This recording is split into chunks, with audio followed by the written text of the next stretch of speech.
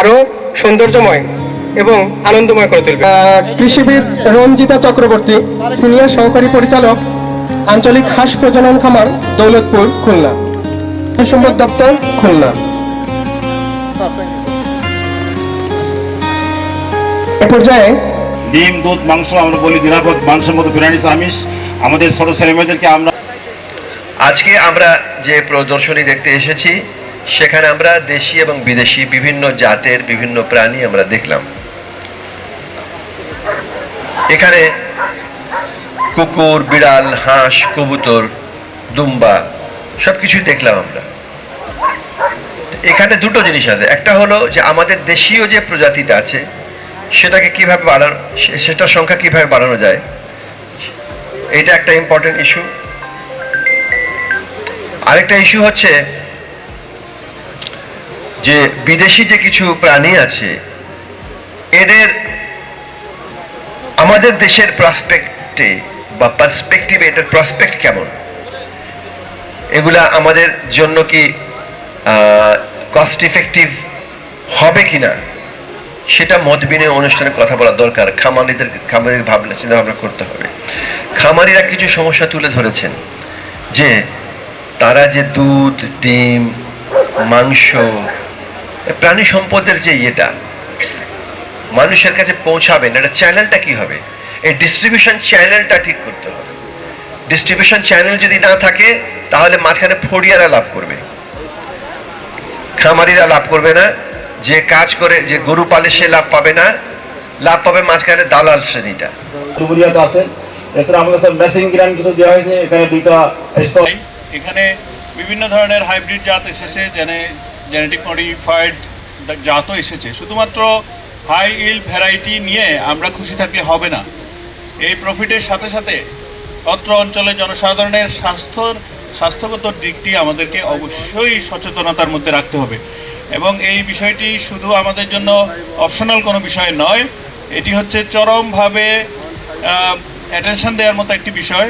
যদি একজন মানুষের মাংস খেয়ে, মাছ খেয়ে যদি অসুস্থ হয় বা দুরারোগ্য কোনো ব্যাধিতে আক্রান্ত হয়, সেটি অবশ্যই আপনার আইনসঙ্গতভাবে ফৌজদারি অপরাধ।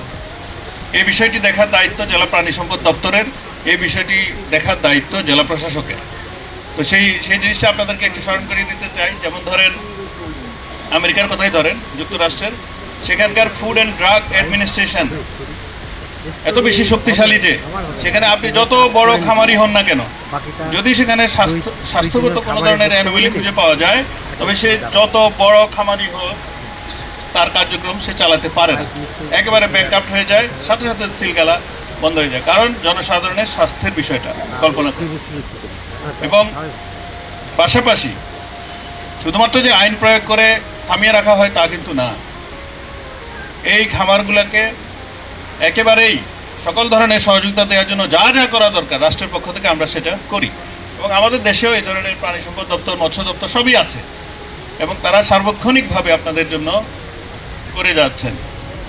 আজকে মেলার উদ্দেশ্য হল প্রাণী সম্পদের উৎপাদন বৃদ্ধি, দুগ্ধজাত পণ্যের বাজার সৃষ্টি, ক্ষুদ্র খামারি উদ্যোক্তাদের প্রতিকূল পরিবেশ মোকাবেলায় সক্ষমতা সৃষ্টি, জনগণকে উন্নত মানের গবাদি পশু, হাঁস মুরগি প্রদর্শন করা, বিজ্ঞানভিত্তিক লালন পালন কৌশল সম্পর্কে অবহিত করা, উন্নত মানের পশু পাখি পালনের আধুনিক ব্যবস্থাপনা বিষয়ে পরামর্শ প্রদান করা, সর্বোপরি জনসাধারণের মধ্যে নিরাপদ প্রাণী আমিষের সরবরাহ নিশ্চিত করা।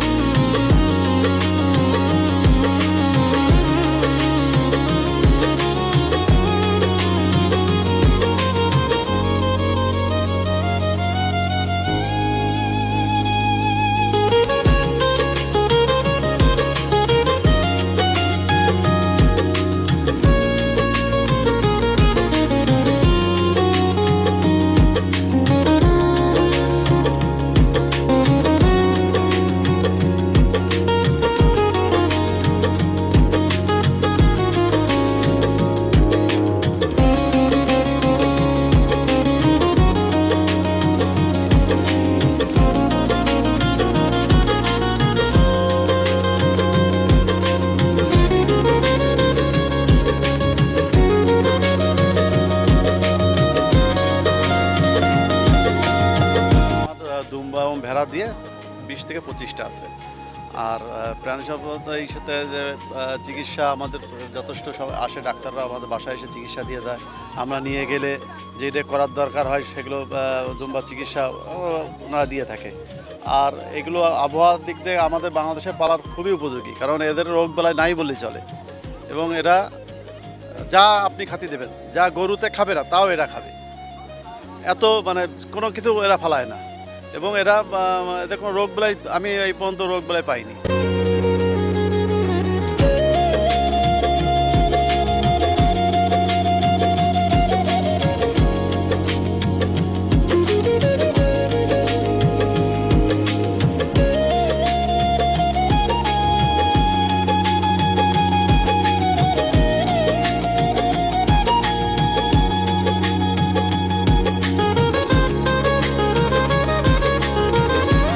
পার্সিয়ান বিড়ালের দিক থেকে যেরা যে প্রাণী সম্পদ অধিদপ্তর এরা হয়েছে আগের তুলনায় এখন অনেকটা বেশি অ্যাক্টিভ হয়েছে এই সমস্ত দিকে। আগে তো আমি সেরকম মানে আমার ধারণা নেই, এদের বাণিজ্যিক দিক থেকেও মোটামুটি অনেক হেল্পফুল আছে। অনুযায়ী এদের দাম আসে বা কিছু একটা আসে, সেক্ষেত্রে ফিমেল ক্যাট দেখা গেল 16,000, 20,000, অনেক সময় 25,000 টাকা পর্যন্ত সেল হয়ে থাকে। আর মেল ক্যাট যেগুলো, যে ছেলে বিড়ালগুলো, সেগুলো মোটামুটি 12 থেকে 15,000 টাকার মতো দাম থাকে। এটা কোয়ালিটির উপর ডিপেন্ড করে। অনেক সময় ডাবল কোট, ট্রিপল কোটের বিড়াল আছে, তারপরে অনেকগুলো আছে পাঁচ ফেস, এক্সোটিক, তারপরে টাবি, এদের উপরে ডিপেন্ড করে এদের বাণিজ্যিক দিক আছে। অবশ্যই এদের বাণিজ্যিক দিকও ভালো। আর এখনও যেহেতু প্রাণী সম্পদ অধিদপ্তর এটা নজরদারি করেছে, আশা করি এটা থেকে পরবর্তীতে আমরা অনেক বেশি হেল্পফুল হব। বছরে প্রত্যেকবার ভ্যাকসিন দিতে হয়, ফ্লু ভ্যাকসিন, রেবিস ভ্যাকসিন, যেটা আমি যে অক্টোবর মাসে ওদের দুজনেরটা দিলাম। আমার মোটামুটি বিল আসছে আপনার 3200 বা 4000 এরকম বিল আসছে। আর হলো মান্থলি কস্ট দেখা যায় যে আপনার এটা তো এককালীন বছরেরটা। আর আপনার ধরেন কখনো যদি ওদের মানে সিক হয় একটু বা সামথিং, আমি তো ডক্টরের কাছে দেখা যায় ওদের রেগুলার চেক আপ করাই, তখন আপনার ডক্টরের যে ফি প্লাস আনুষঙ্গিক মেডিসিন সেগুলো একটু লাগে। এই আর এখানে আছে তুতাপুরি ছাগল আছে, বাচ্চা আছে, তারপর ব্রাহ্মা মুরগি আছে, এটার আছে ফাইটার মুরগি বলে। তারপরে এতে পার্সিয়ান বিড়াল আছে, এই যে পার্সিয়ান বিড়াল। তারপরে আছে বারবারি, আমেরিকান বারবারি ছাগল আছে, আর আছে ভুট্টি গরু আছে। জি জি, ভুট্টি গরুর প্রাইস ধরেন ওই গরুটার দাম আছে 1,50,000 টাকা। আর ওই বারবারিটা 80,000 টাকা দাম, এই যে বারবারি ছাগল, এই যে এটা। আর এই মোরগগুলো ধরেন 5,000, 5,500 টাকা বিক্রি হয়। আর এই যে নিচে যে আছে ওই ব্রাহ্মা মুরগি আছে, ওইগুলা 9 থেকে 10,000 টাকা পর্যন্ত জোড়া হয়। প্রাণী সম্পদ আমাদেরকে তাদের অফিস থেকে আমাদেরকে ফ্রি যে ওষুধগুলো থাকে ওইগুলা দেয়, যেগুলো না থাকে সেগুলো লিখে দেয়। স্যাররা আন্তরিকভাবে আমাদেরকে করে মানে দেখে।